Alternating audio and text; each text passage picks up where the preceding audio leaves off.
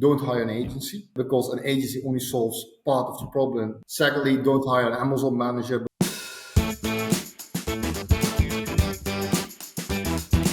All right. Hello, I am your host, Ben, and welcome back to another episode of Season 2 of the Amazon Strategist Show, the show that's all strategy with no hacks, no silver bullets, and no magic pills, just a real practical strategy for serious Amazon sellers.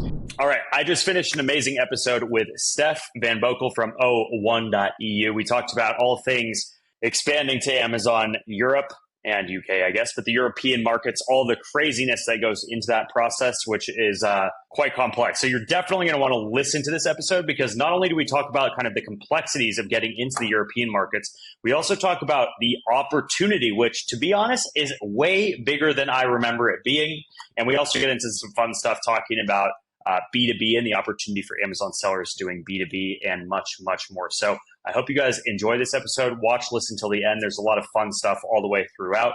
And let us know what you think in the comments, questions, reach out. We love hearing from you. So without further ado, let's dive into the episode. Today, we are in for a treat because we have the pleasure of being joined by the one and only Stef van Boekel of, it used to be a different name, but now it is Operator One. Really excited to hear a little bit more about what exactly Operator One does. But before we get into that, Stef, I'm going to read off a quick bio about you and the company. So Stef has been active in the field of international business for over 17 years. And since 2011, he's been specialized in international e-commerce and the operations that obviously come with that. So he's helped a number of B2B, B2C organizations position themselves internationally, from SMEs to Fortune 500 companies. And today he's the managing director and for Operator One, which specializes in building brands on marketplaces such as Amazon Europe, and a strong focus in B2B e-commerce and seller management. So out of the millions of Amazon suppliers, Operator One is within the top 5, which is a pretty big deal, catalog suppliers for Amazon EU. And last but not least, Stef, I think we got to mention this, but you've worked in over 20 different European countries. You've lived in 5, and today you're joining us from somewhere in Italy. I'm going to turn around to you because you were telling me something about a market that you were just out at. So where in Italy are you right now? I'm in Lucca. That's a small city in Tuscany. That's actually close to Pisa and Florence. So yes, indeed, I was just telling you about the nice food that I had, and that's not something. Let's say that's quite common here that I always eat good food and also drink good wine. But for this specific podcast, I decided not to drink wine. Okay, well, maybe afterwards to celebrate. Yeah, exactly. I just wanted to say real quick, again, thanks so much for joining us today. Really happy to have you here on the show and just excited to talk about all things really wherever the conversation takes us. But specifically, I definitely want to dive into kind of the Amazon opportunity in the European markets because, I'm here obviously on the other side of the pond in the US, and I hear a lot of in my echo chamber about how great the US and North American markets are. But the reality is a lot of Amazon sellers are either starting in the UK or European markets, or they're looking to expand to those marketplaces. So there's a really big opportunity there. But before we go into all of that, I want to take us back a little bit and just ask maybe if you could kind of tell us and get us up to speed on how you got into this whole e-commerce world, this Amazon space. Were you a seller? Take us through that journey, and we'll see kind of if I have any questions that come out of it. All right. Well, thanks, Ben, for having me, and I'm very happy to share some of the insights after being in the industry for 10 years. I've seen a thing or two, so hopefully I can bring some value to the listeners. So yeah, I'm from the Netherlands, was making this call from Italy. So why is a Dutch company also located in Italy? Because we attract people from all over Europe, and if you say come live and work in Tuscany, people are interested in joining our team. I've always been working since 2011, always been working with e-commerce platforms such as Amazon, but also other marketplaces, always on the operational side of things. And then from Italy to Norway, from Switzerland to Ireland. And my main focus was always making sure that the local consumer has a local experience. So the client from Denmark or Spain or Italy is thinking he's buying something locally. Why is that important? Basically, at the end, it's all about sales. And because people have more trust when it's being delivered locally, and the customer experience, which impact then the reviews, also is important for that reason. So the majority of those times I was actually working as an interim manager, working inside companies to look at their setup, your customer support, which language do they speak, your logistical network, to which countries can you ship within 24 hours, how easily can they return, etc. And Europe is obviously a very big market. So we have over 700 million consumers. That's one. Then second, we have the highest average spending per person online, I mean. So it's a big opportunity, but it's also a very complex opportunity because if you look, for example, at Amazon, there are 8 languages, 9 logistical borders to cross, 27 tax levels, 4 different currencies. So there is no such thing as a European strategy. So if you want to start, for example, in Germany, you need a German customer support, you need an accountant that does the local registration, you need a warehouse locally, because otherwise you can't deliver next day, which is again important for that local experience, etc. And if you're a small company, it requires a lot of budget. If you're a big company, it's difficult because always you have, let's say, local sales offices or distributors that don't have an Amazon strategy yet. So the result is that almost nobody sells successfully on a pan-European level. Also, US brands, only less than 2% of the US brands that do more than $1 million in the US should be also able to do, let's say, 800K in Europe, are actually selling in Europe because of that complexity. So yeah, long story short, after going from project to project to project to project and being very, let's say, frustrated about the loss of opportunity because, people don't want to set up a local team in Germany when there's no revenue. And because there's no revenue, there's no money to pay the salaries or give them work. So that's why I decided to design the infrastructure from zero. We call it IaaS, Amazon Infrastructure as a Service. So we have people from Germany, France, Italy, Spain, and then those local teams focus on the local market. But the companies, instead of hiring a team of 30 people, they pay for half FTE to get access to the whole, let's say, infrastructure and all the hands behind it. So that's basically how we got started. In a summary, how we've developed and becoming a European marketplace operator. Yeah, thank you. That's I was going to say that's definitely a mouthful, and you're taking me back to my days when I worked previously as an account manager. And most of the brands that I was working with were, I would say, U.S. first. Like the U.S. market was kind of their primary one, and part of that's just self-selection bias, right? Like I was working out of the U.S., so those are a lot of the clients that I was meeting and interfacing with. That being said, a number of those and some very large brands that we worked with started to dive into that world of expanding to the European markets. And so I worked with them quite a bit. This was before Brexit though. So, I know there's a lot of changes that happened right after I stopped kind of doing that side of the business. So I'm kind of having flashbacks of all of the challenges, when we think about things like that, we think about things like localization for the individual markets and the different ways that people shop. I always hear kind of the classic one of the German marketplace. Shoppers treat, the shopping experience very, very, and the review experience very, very differently than, let's say, the US consumer.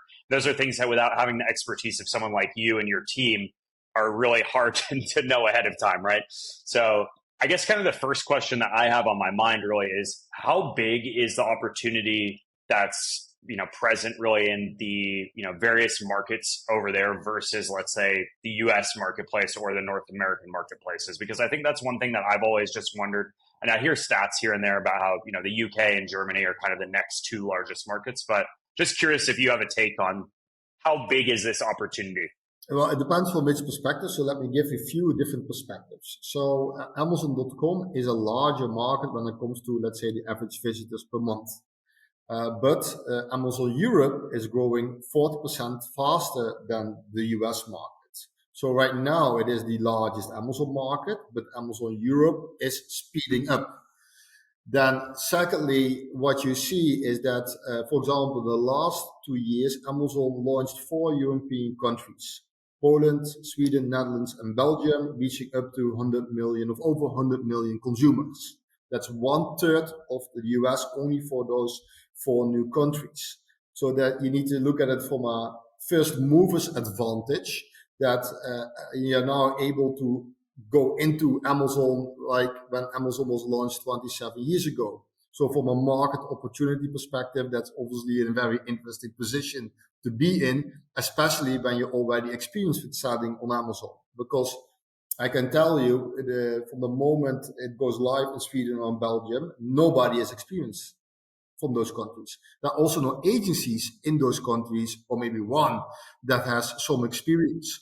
So that's why we often see that the non-local companies are actually the ones that are most successful, simply because they know how Amazon works. Then on the last part is that you have indeed Germany, 80 million people, and you have UK, France, Italy, and Spain, all around 60 million people. So those 5 countries alone are already 30% bigger than the US market. So at the end, it is the largest market, also the fastest growing market. But when I talk to brands, I say, okay, within 5 years, you should be targeting 80% of your Amazon.com revenue in Europe. So those are the different perspectives, let's say, from market size and market opportunity perspective. Yeah, no, that's great. And also, I definitely think, the two big things that I pull out of that, right? The growth rate, 40%.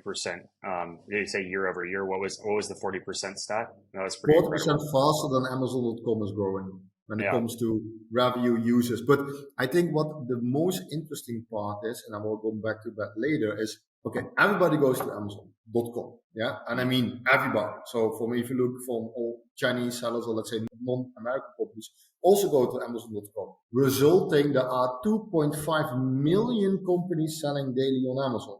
In Europe, it's 1.1 million, shattered over 9 countries. Right. So, I mean, from a competitor's perspective, it's obviously a massive opportunity. A massive opportunity for sure. Yeah. So I think you kind of told us why it's important to consider these markets. If you're either not selling yet on Amazon, or you're maybe selling in a different market, the US or somewhere else, and looking at this opportunity in general. I guess kind of the next feasible question, though, is how do you choose which market to enter first? Or can you tell us a little bit more about like the actual, let's say I'm a US brand and I'm like, I want to go into either the UK or the European markets. What's the next step, and how do I actually select which, or am I going into all of them? What's kind of the framework there, I guess? Because I know there's so many different pieces once you actually make that commitment, right? Exactly. No, it's, I think if you look at our client base, I think 1 out of 3 clients that we now have, brands, let's say partners that we work with, are indeed US companies that want to enter the European market. And what we always do is start with an analysis. So we check, okay, your product category, does it exist? 1, 2, what kind of reviews are we doing? Is the category doing? Then to check who are your main competitors. Are you able to compete with those competitors based on product specifications, quality, content, price, or a combination of it all? And based on that, we start recognizing, okay, from those 9 countries, we envision that these are the top 3. And our approach is always to go live in multiple countries. But that's also because we have a setup that gives us the opportunity to immediately go live in 9 countries without too much hassle. But if you are doing it independently and you have limited budget, then at the end it's better to choose 1 country. But again, with pre-work, where you're able to relatively easy recognize where you have the biggest chance of succeeding. But do not go, because what we used to saw, and after Brexit that luckily changed, is that, okay, I'm from the US, let's go to the UK because they speak English. But I mean, for example, in the Netherlands where I'm from, 98% of the people speak English. So focus on your largest margin maker and largest revenue maker instead of what pleasant from your comfort zone perspective. That makes sense. And that also kind of reminded me of another question that has come up in another podcast we did when we were talking, kind of in a similar vein about, hey, I'm selling on Amazon. I'm starting to hear these things about, Walmart or these other, different marketplaces or channels out there. And knowing when the right time from like a revenue and resources standpoint to actually go and invest in expanding to those, right? Because like at the end of the day, it's like in an ideal world, me as an Amazon brand, I would like to get my products everywhere that I possibly can, right? The more places, the more real estate, the more eyeballs, et cetera. That being said, it's not as easy as point and click, no matter what anyone tells you or any software companies. There is a lot that has to go into it. And so I guess my question is like, there's, if you're maybe a smaller brand or a smaller company just getting started, you might not, maybe you shouldn't yet consider the European markets because it's going to distract you from crushing it in the US or the North American market or whatever your local market is. I guess, do you have kind of a rough framework or kind of guideline for like, this is when you should start really from maybe a revenue standpoint or resources, start looking into, hey, this is a realistic opportunity. And I know it's going to be different for every brand. So maybe that's the answer, but curious how that looks for you guys. Well, let me look at. I think what's going to be. Let me look at from different perspectives. So, if you are a brand that reaches a certain maturity when it comes to an Asian product that's reaching almost no growth, then the next step what you can do is or relaunch a similar item, which you then need to invest in marketing, in stock, etc. Or you start looking at a new sales channel. Then it's depending on which capabilities you have in-house, how easy you're able to open up that new sales channel. So from Amazon to Walmart maybe is more easy than going from Amazon US to Amazon UK as an example. So I think it's about your in-house capabilities if you have limited budget. But in general, once you have a successful ASIN and you have 105-star reviews, then it makes sense to start launching that product in multiple Amazon countries. Why? Because then you immediately launch in that country with 100 5-star reviews. So for the consumer that sees a product with 100 reviews, they immediately think this is an interesting product. So with all your learnings and the reviews, you're able to much quickly get success. Yeah, love that. So that basically means if you're a small company or a big company, it is basically the next step if you wanna grow. And also, it's important to diversify risk and opportunity. So if you wanna make sure that you still have a business from 10 years from now, you need to start, let's say, not launching the same product in multiple countries. Sure. If you are a company that didn't do anything with Amazon yet, I think there are also a lot of strategical reasons to be present on Amazon. For example, in almost all Europe, if you look at Italy, Spain, Germany, France, and the UK, more than 65% of the product searches start on Amazon. The other 30% goes to Google, YouTube, etc. In Q4, for example, in Germany last year, it was 92% of the product searches start on Amazon. So if you want to reach the future consumer in those countries, there needs to be a strategical reason to be present there. Maybe you're not going to make money because there's too much competition, or you need to invest in the marketing activities. But at the end, it's going to make sense, and I'll explain also why. 90% of the product searches started on Amazon, but 50% of the total e-commerce revenue went to Amazon. So that means that the half of the product purchases actually went outside Amazon. So people like to buy for the first time at Amazon, and then the second time they prefer to buy from a local dealer or direct from the web shop. So maybe it's not profitable immediately, but if you then look at it on the long term, it is. So it has different ways of approaching it.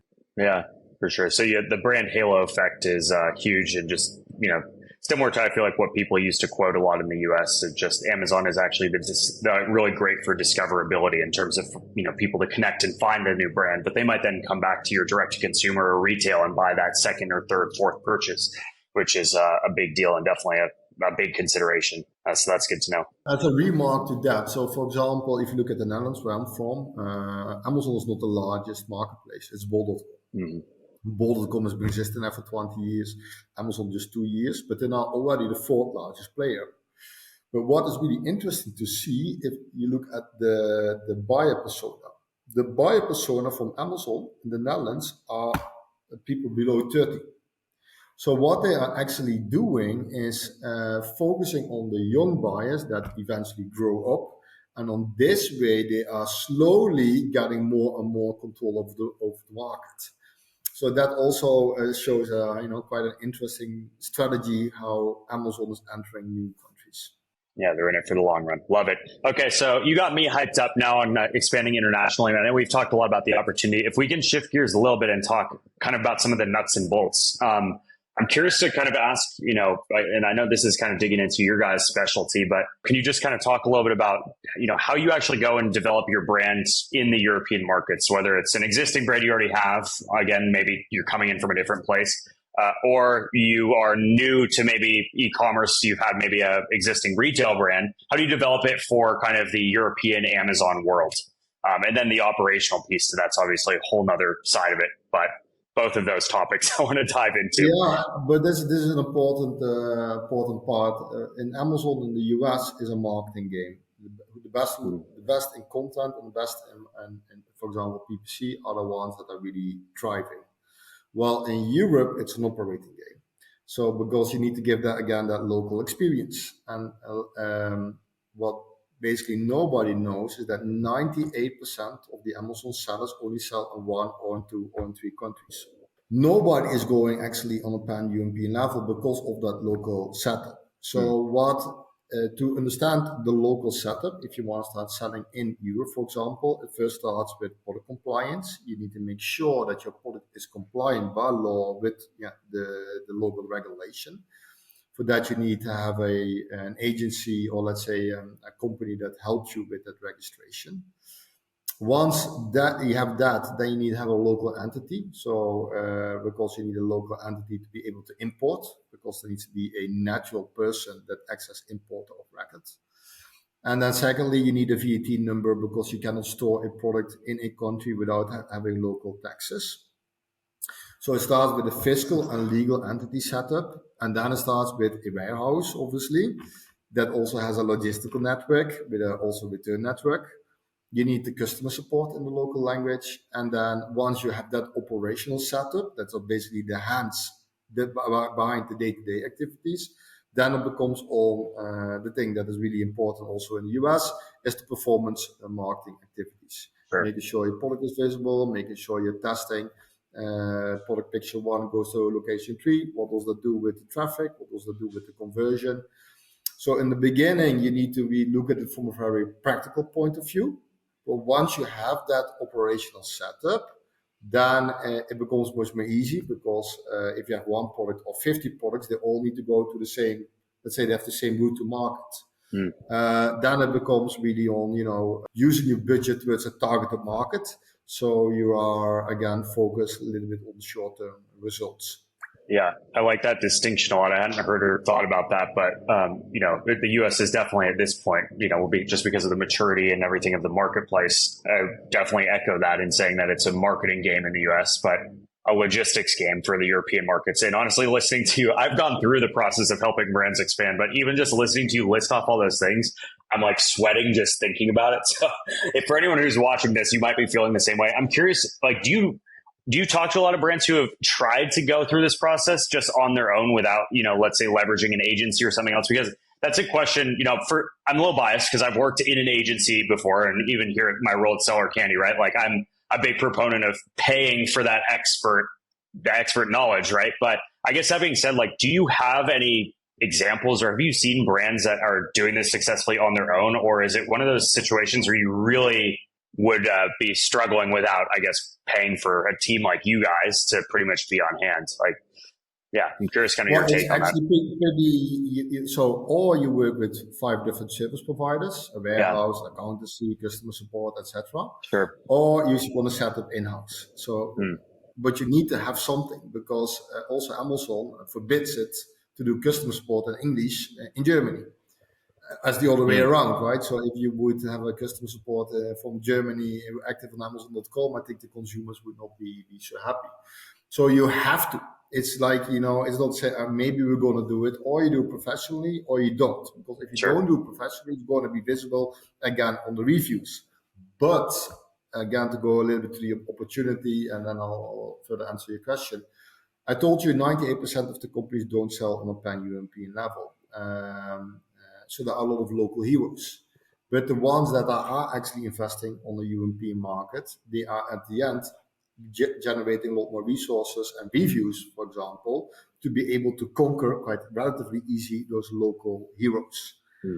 So the majority that we see that actually do it on a pan-European level, do it on an unprofessional level, long delivery times, customer support with a lot of issues, etc. Or it are really the bigger companies that already have an establishment that it for them makes it relatively easy to open up the market. But then I'm really targeting companies that do, a few hundred million in the general revenues. Those are the ones with local sales offices, local marketing offices, etc. But yeah, unfortunately, the majority of the Amazon sellers just see the complexity, which I understand, and then decide not to do it. Sure. Oh, thanks for sharing that. Okay, let's talk about B2B e-commerce.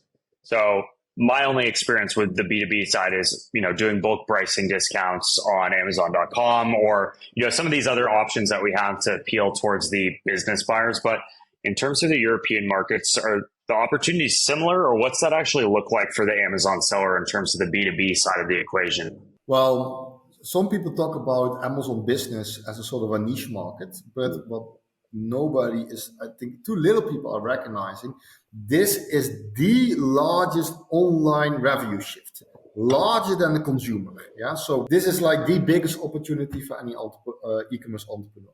Why? Because 15 years ago, of 20 years ago, we all saw e-commerce happening. And we were, let's say, standing on the side, seeing what's happening and like, oh, this is crazy, this is going to become big. And then while the market is developing, we are trying to, let's say, adjust, exploit the opportunity. Now the B2B market, and then targeting, for example, professional brands, so products for the catering equipment or products for a hospital, but products for a children's daycare, right? So really the products that a professional buyer is using. They are in the same position as the consumer market 15, 20 years ago. But now we don't have to look at it and seeing it happen. You can actually be in front of that trend. So the ones that are now investing, making sure they have a good solution for that market are going to have a very big growth opportunity for the next 10 years. Even Amazon says, and believe me, I know, the B2B revenues on Amazon will outgrow the consumer revenues.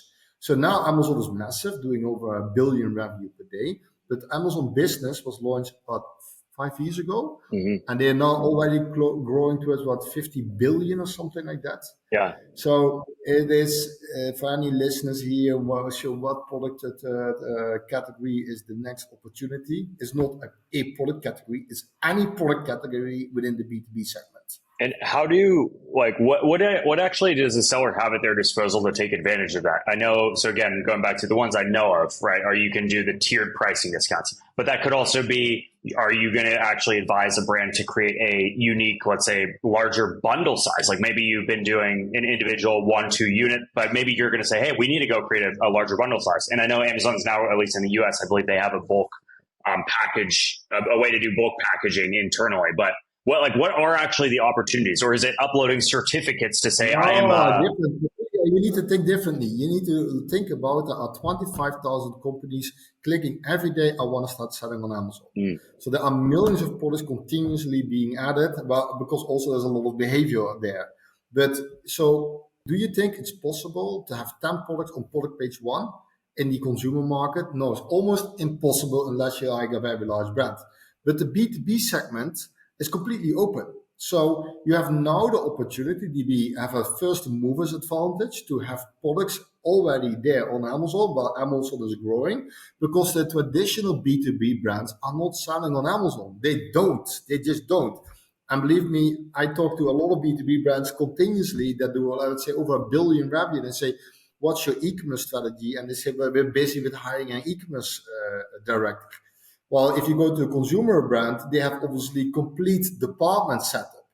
So you can now, all the larger companies that in the traditional market have a really big foothold, have no foothold at all within Amazon. So you're now having a first mover's advantage to launch your own products on Amazon Business. And in 5 years from now, when this market is massive, you can have a lot of products on product page 1. For a relatively small investment. So I think you need to look from that perspective. Obviously, there are some things you can do bulk discounts, and you can sell in different ways, but that is not too different from the consumer sales. So you will you will learn while doing. I think when you really think about opportunity, I think it's more about making sure you have a brand in that segment. Yeah, 100%. You got my wheels spinning a little bit up here because I've just been talking to a couple of brands recently about some of the things that they can do and ways they can capitalize on this. But yeah, definitely seems like there's a huge opportunity there that I think I've personally just kind of been like, oh yeah, that's there. It's not going to be a huge like needle mover, but the reality is that's based on my perspective from a couple of years ago when they just launched the business, the B2B side of the whole Amazon world. I think from what you're saying, it sounds like that's really starting to become a bigger opportunity. And if you're able, if you're able to really be there, I mean, that's I think a lot of the brands, I talk to a lot of brands and and I know that a lot of them, that's an afterthought, right? The business side of the equation is something that is very much so an afterthought. And a lot of them don't even think about it. So definitely for anyone who's listening, that's huge. Sorry to interrupt. Just to better understand really the opportunity. One, the average shopping cart for a B2B buyer is 10 times bigger than the consumer, simply because a company spends a lot more. And there are no trends. So if somebody is having a construction working, has a work shoe, and that work shoe is no longer fitting or is broken, do you think he is looking for a new trend? No, he wants the exact same model, right? So keep that in mind. If you have a good product, you can exploit that product for years and years and years to come. So that is a completely different market than the consumer business, where you always need to be ahead of the rest, always need to come with new, let's say, launches or relaunches of products. Within the B2B segment, that's not happening. So you can have just a few products and for the next 10 years actually exploit it and keep it on product page one, because people only want to have that single item. Another thing that you need to realize is that Amazon is investing a lot in the B2B segment. So for example, in the US, I think the largest buyer is, I think, the military. Why? They are removing all facility. They just say to a large company, okay, give all your all your staff access to your Amazon account. Each user has, let's say, 500 euro per year to spend for their keywords and their stuff.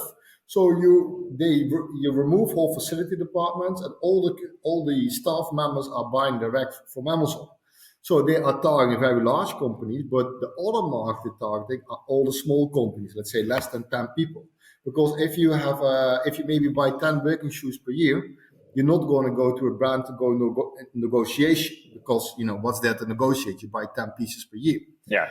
So all the larger companies are targeting not the startups, they're targeting the 50 and 100 staff type of companies.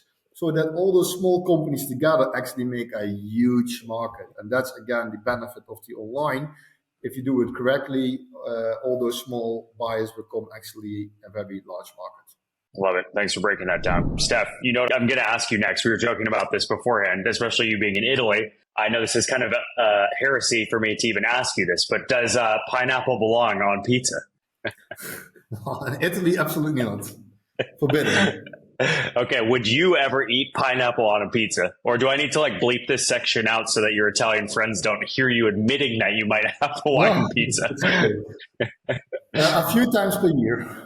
Okay. So I eat pizza twice per week, so that gives an insight. Okay, good to know. So the reason I'm asking, obviously, we're transitioning into kind of the controversial take section, which essentially we like to kind of ask you, what is a debatable or controversial take that you might have that maybe you believe and other people in the Amazon space don't believe or just haven't thought about? So do you have anything that you can kind of give to us today?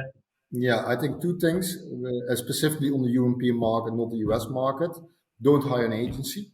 Because an agency only solves part of the problem, which then obviously you're still unable to do your business. Secondly, don't hire an Amazon manager, because there's no Amazon manager that can do all the activities that's necessary with it operating an Amazon business. That's a very controversial take. Yeah, that's good though. I like that a lot. So what do you recommend people do? Are you seeing kind of a trend of people bringing on fragmented different teams or bringing on more internal parties? Or I guess what are you seeing trend wise then in that case? Well, so obviously when I was working as an interim manager, I went from project to project to project. And what I normally did, if you want to start really working with Amazon, is, okay, you set an internal project group with different expertise. You have a back office team, you have a finance team, you have a warehouse manager, and then really look at it together. Yes, you need external experience, because otherwise you're probably not going to do reviews in the first 6 months. It's only going to cost you money, and then for sure you're not motivated to keep investing. But I think that's the best way to approach on the long-term success on a marketplace like Amazon. I love it. No, that's great. Is there anything I haven't asked you today that you feel like I should have asked you? Because I feel like there's so many different things in terms of opportunity and challenges you see. So are there any questions I haven't asked you that I should? No, I know that we touched a lot of subjects, a lot of complexity and also opportunity. I think the thing that is important for most people is, let's say, even though you need to go outside your comfort zone, it is the most, let's say, a logical reason when you're successful on Amazon.com, then the next step should be go Amazon Europe. And but you need to go through a learning phase that is going to be for sure different than the US market. I think that's the take I want to. Yeah, no, that's great. So, well, I think with that, I guess I want to turn it around to you and just say, or kind of give you the chance to tell us where people can actually find you, because I think there's with what you guys do, there's clearly a need. I mean, there's legal reasons for people to need an operation like yours, but there's also so many kind of nuts and bolts that go into this process. And so I know that your team has a lot of knowledge going through this. So, Stef, where can people actually find you? Are you active on LinkedIn, website? Tell us a little bit about that. Yeah, so we are a European operator. We act as import of record, merchant of record, and everything in between. So we do have the whole shebang in-house, making sure that US brands don't need to have any local setup in Europe. And you can reach us through our website, which is super simple, 2 characters, o1.eu. And otherwise, people can find me on LinkedIn, but it's Stef van Boekel, probably a bit difficult to remember. So o1.eu is, I think, the most easy one.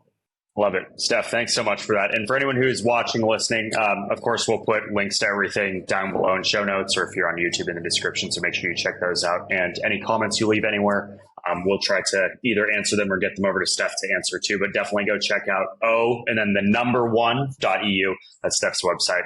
Check him out, connect to this team there. Stef, thank you so much. You got me thinking outside the box. You got hopefully everyone else who's watching, listening, thinking outside the box and about the big opportunities we've talked about today. So I want to thank you again. We'll definitely probably have to have you come back on for another episode. All right. So that brings us to the end of another amazing episode. This one with Stef from o1.eu. Thanks again to Stef for joining us today. We hope that for those of you watching, listening, wherever you might be in the world, that you got some kind of insight or strategy or big takeaway from this episode. As always, we thank you for tuning into the Amazon Strategist Show. If you found some kind of value, please let us know by either rating, reviewing this episode, or if you're watching on YouTube, give us a thumbs up. Let us know if you have any questions down below in the comments, or feel free to reach out to our team. Last but not least, don't forget to subscribe and follow us on social media channels. We post updates, behind the scenes stuff, a lot more content, and just upcoming things. So make sure you follow us there. And all the links we talked about are mentioned in either the show notes or in the description, again, if you're watching on YouTube. So that is it for today's episode. Be sure to mark your calendars, because we will be back next week with another exciting one. But until then, I'm Ben, your host, and happy selling.